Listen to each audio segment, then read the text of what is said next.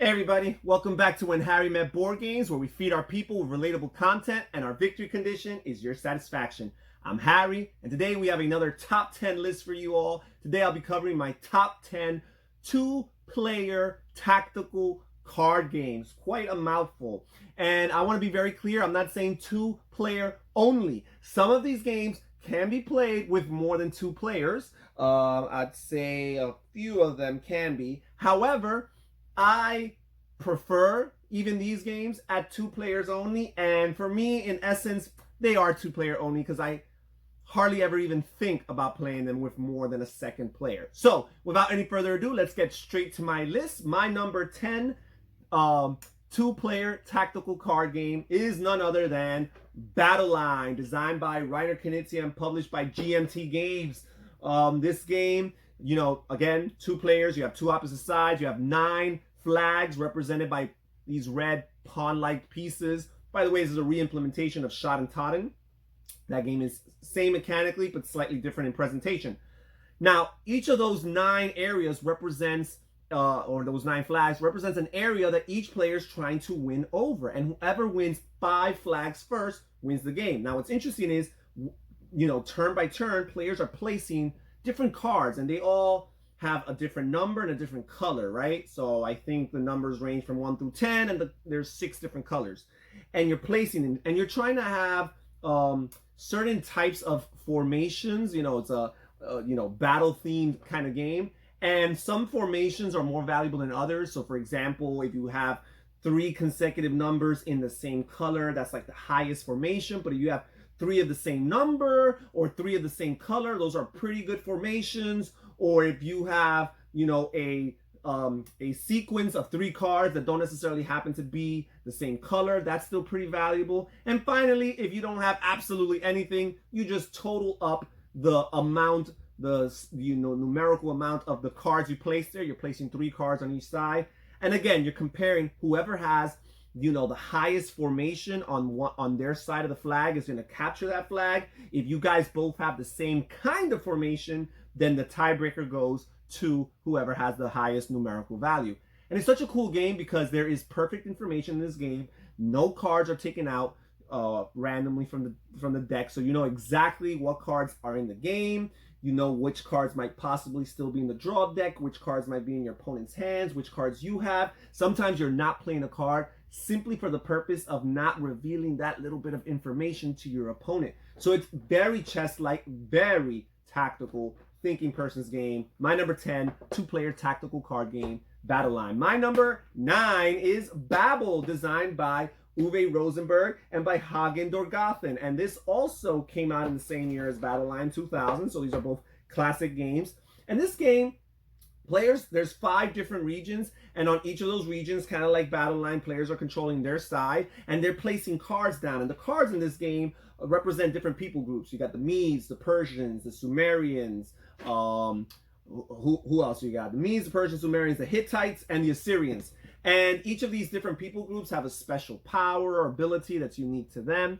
And the amount of cards you play on a given region allow you to build temples to a certain level, because that's what you're trying to do. That's how you score points in this game. You're scoring points by building temples to the highest level possible, right? And if you have a certain amount of people group cards on your side of the region, that's how many levels you can build of your temple in that turn, right? Or period. But also, if you have 3 or more of the same exact people group on your side of the region, you can choose to discard one of those cards to trigger its ability. And the abilities are cutthroat. They're vicious. You can make players discard half of their hand, or you can make players remove all their people group cards on that side, on that region on the board, or you can make players lose a level of their temple, or you can even steal a temple from another player and place that level onto your level. Really cool game. The interesting thing about this game is that the end game is triggered by not only the winner reaching a certain threshold as far as their score is concerned, but the losing player has to have a certain low threshold score in order to win. So if you don't find that right balance, then the game, it kind of triggers a secondary winning condition where now, it's like overtime almost. Now you're going to try to get to a certain, scoring condition. But again, the threshold, I think, on the losing end is somewhat adjusted. Can't really speak to it too much. It's been a while since I've played this game. But I think it's really cool. It's really neat. It can feel lopsided when you look at the final score because the game in and of itself kind of manipulates it that way. But it's because the score is going back and forth. You're constantly gaining points and losing points as players take away and damage your temple. Really cool two-player game. Definitely tactical. Definitely reactionary. Definitely brutal. My number 9 two-player tactical card game, Babel. Now we move on to my number 8 two-player tactical card game, and that is Star Wars: The Living Card Game, designed by Eric Lang and published by Fantasy Flight Games. I mean, I appreciate the Star Wars intellectual property. There are some IPs there that I like more than this one, but I do value it greatly, and I do think that it adds a lot to my enjoyment of the game. However, it's as low as number 8 because it hasn't really struck me and captivated me, as much as some of the games that are higher on the list. I want to like this game more. I've only played the base game. I did, most of my play early on was with the Imperial Navy versus the, Rebellion forces. And that wasn't too much fun. I always play the Imperial Navy and I always get, wiped out.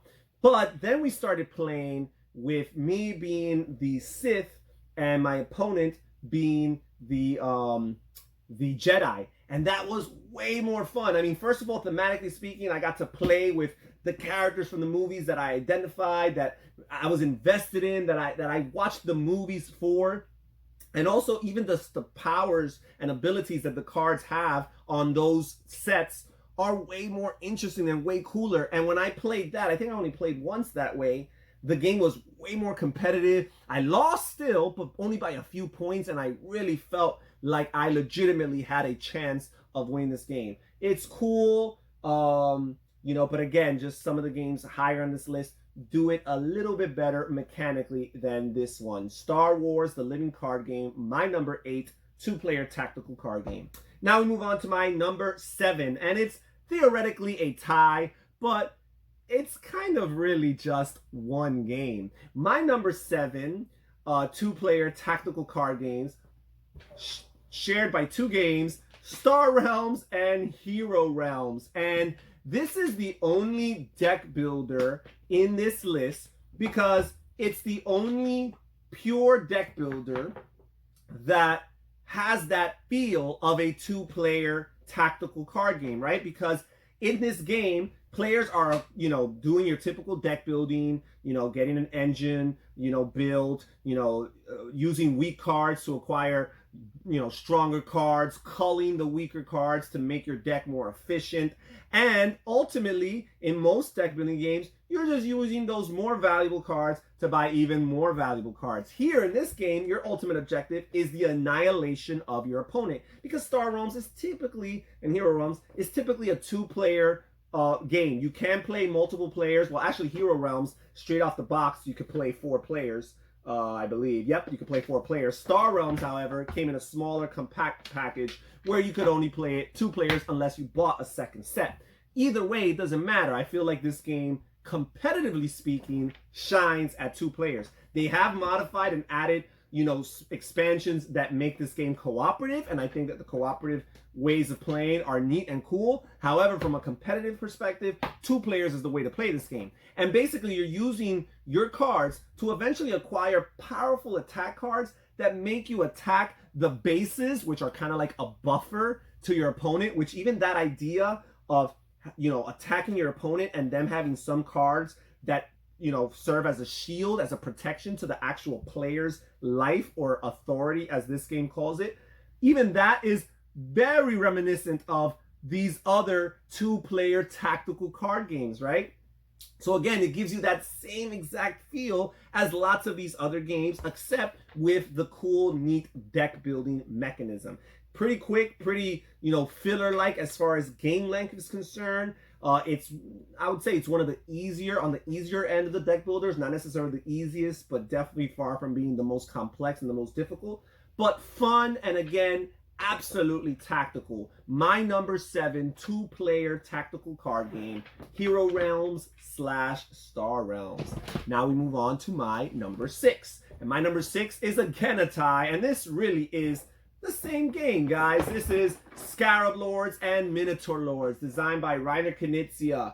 And basically one is an Egyptian theme and one is a Greek theme. But this is Reiner Knizia's evolution from his simple ideas, to, tactical card game ideas that started with games like Knights of Charlemagne, evolved into games like Lost Cities, and then finally Schotten and Battleline. And now he's got Scarab Lords and Minotaur Lords, where the board consists of a rectangular, board, very thin, that has 6 designations, 6 areas, but it's divided in 2, right? So, you have 2 halves of the board, and each half has 3 areas. And players are vying for control in those areas, similar to Battleline, by placing cards on their side of the board.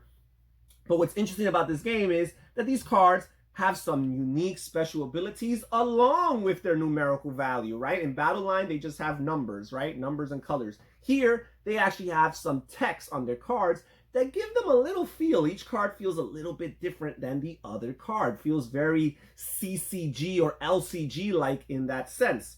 But the unique nuance that this game offers is that the cards have a number on them. It could either be a 0, a 1, or a 2. And each of your turns is divided into 3 phases. A level 0 phase, a level 1 phase, and a level 2 phase. And for each of those phases, you could play only 1 card from that number. So sometimes you might have on a turn 2 amazing cards that you wish you could play both of them on that turn, but they both have the same number, so you're gonna have to pick and choose. And basically, you're vying for control in each of these regions. You have what they call a supremacy phase, where if you do have control of one of these regions, these different types of regions give you special benefits that you capitalize on. But to win the game, you need to control 2 regions on one half of the board and 2 regions on the other half of the board at the beginning of your turn. So even if you claim supremacy in those 4 areas, if you don't have it at the beginning of your turn, if you can't retain it by the beginning of your next turn, you're not going to win the game. Also, if you control 4 areas, but 3 are on one half of the board and only 1 is on the other half of the board, that's not good enough. That's not going to cut it. You need to have 2 and 2 specifically. Really cool. And I love the fact that this game, which was originally published in 2002, I believe is the first game that introduced the concept, you all correct me if I'm wrong, introduced the concept that running out of your deck is one of the ways you lose the game. I think that's neat. That's really, really cool, because even that makes you budget your cards, right? Sometimes you have cards that make you draw more cards. Well, you're going to want to think twice, because drawing through your deck, yes, you can get to some really cool cards and powerful cards quicker by doing that, but you also shorten your ticking time bomb, so to speak. You shorten the game clock because you have less cards to draw. And again, once you run out of that deck and you can't draw another card, you lose the game. Really cool, really neat. Egyptian and Egyptian and Greek theme, which I appreciate that culturally, historically, archaeologically, even if it's a little bit pasted on. My number 6 two-player tactical card game of all time, Scarab and Minotaur Lords. And now we move on to the top 5, the cream of the crop. And first we will begin with my number 5, which is relatively new to me, and that is Game of Thrones, the card game, designed by Eric Lang, which I mentioned earlier, and Nate French. And first of all, as far as the IP is concerned, I've only recently been exposed to the intellectual property, basically because of my interest in playing this game and kind of understanding, the thematic integration and, just the implementations of the storylines and the characters within the gameplay of this game. So I wanted to, be informed as I played this game and as I made decisions and so on and so forth, for it to not feel totally abstracted to me. But gameplay wise, it's really, really cool. I like the idea that, first of all, the game comes with all the different houses that are in the series, and the different houses just have a different approach to their strategy. You have these different special cards which are kind of like narrative cards that you play and you could choose. And these narrative cards give you different bonuses or abilities for that current turn. They basically determine how much money you have available for that turn. They determine maybe a special power for that turn. They also determine who will go first, who will have priority on that turn. So turn order is all dependent on that narrative card, or the plot card, I believe it's called, the plot card that you play for that turn. And then after that, you're deploying characters, right? Characters from your house, and they have a certain price and you need to pay it in gold. And then after that, you are declaring attacks against your opponent. And what's interesting about this game is that there's 3 different spheres which you could attack. I believe one is intrigue, one is just regular war, and the third one is like power, right? And your cards, your characters, have abilities that can be used within those different battles. Some characters are so good and so valuable that they can be used in 2 out of those 3 types of spheres, right? Those 3 spheres, the power, the intrigue, and the military or the war. But some of those characters are a little bit less weak, or a little bit more weak, and they only are helpful in 1 of those 3 spheres. And basically, you're rotating your cards, or you're tapping them, right, clockwise 90 degrees to indicate that they're attacking. And then your opponent has the option of blocking, right? And you see what happens. And basically what happens is characters get killed, and so on and so forth. Really, really cool game. You know, very similar to lots of these other 2-player tactical, you know, CCGs and LCGs in that sense. Again, relatively new to me. I need to play this game more.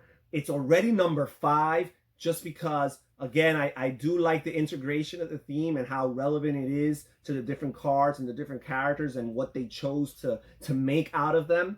However, again, I'm going to probably need to play this more, see if it climbs up, see if it even drops down, but I have an inkling that it's more likely to climb up on the list than to go down. We'll see about that. Time will tell. My number 5 2-player tactical card game, A Game of Thrones, the living card game. And now we move on to my number 4. And this, for many people, will be number 1. And this game, I will say, I will go on record as saying, and I doubt many people will disagree, this is the reason why this category even exists. My number 4 2-player tactical card game is Magic the Gathering. And I have these 2 dual decks that I use to represent my collection.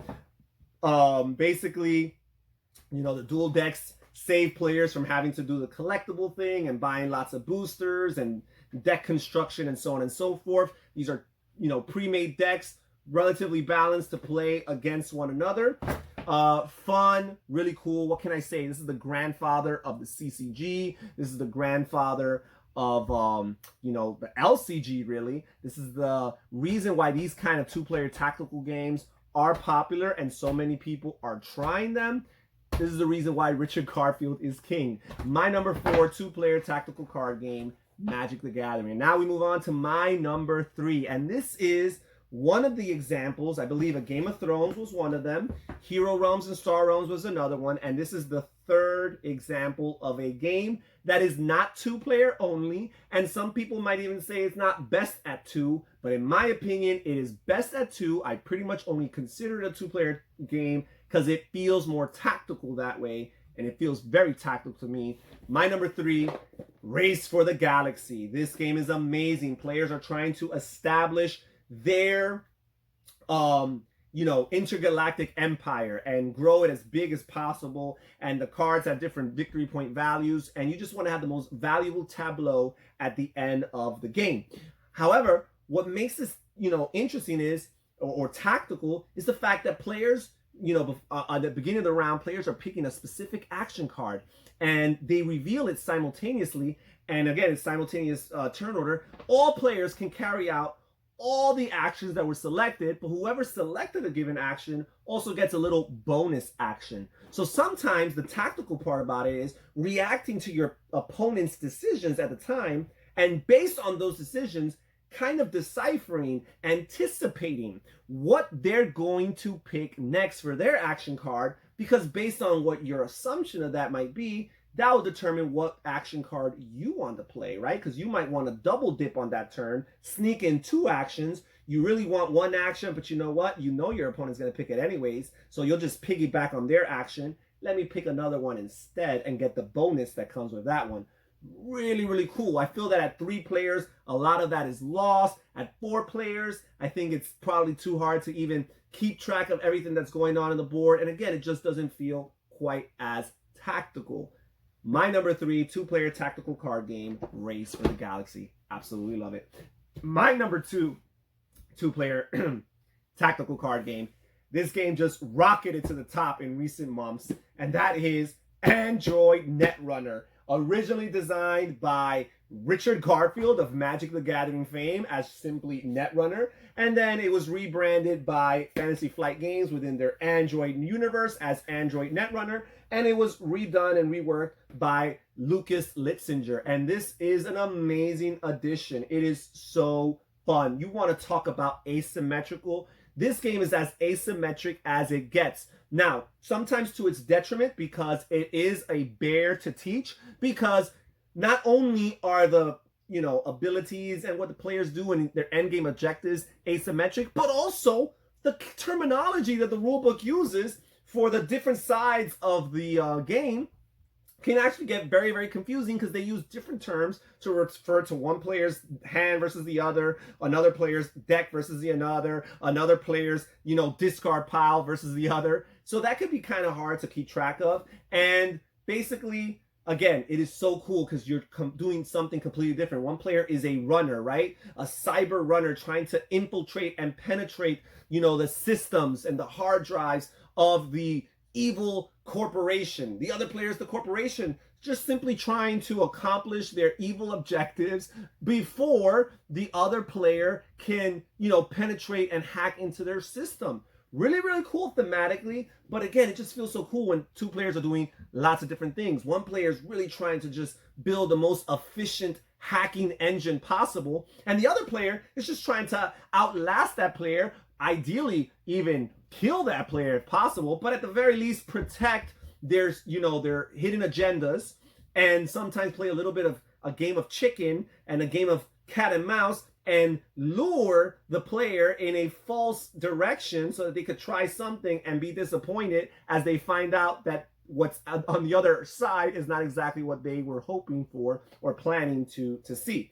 Really, really cool. I have just began scratching the surface. I haven't even begun scratching the surface of this game, and there's so much content out there for it.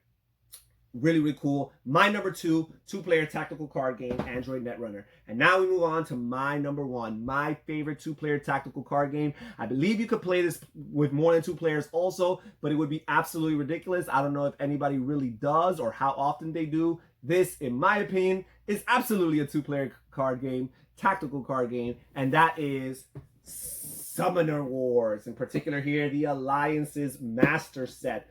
And I know that in this game, it's kind of compared to miniature games because your cards, you're placing them on this grid and you are physically moving those cards, right? And their, location and their, relation to other cards on the same grid determine what they can or cannot do, whether or not they're in distance to attack, if they're melee, if they're range, and so on and so forth. There's a lot of dice rolling, but each of these cards has a special ability and does something slightly different.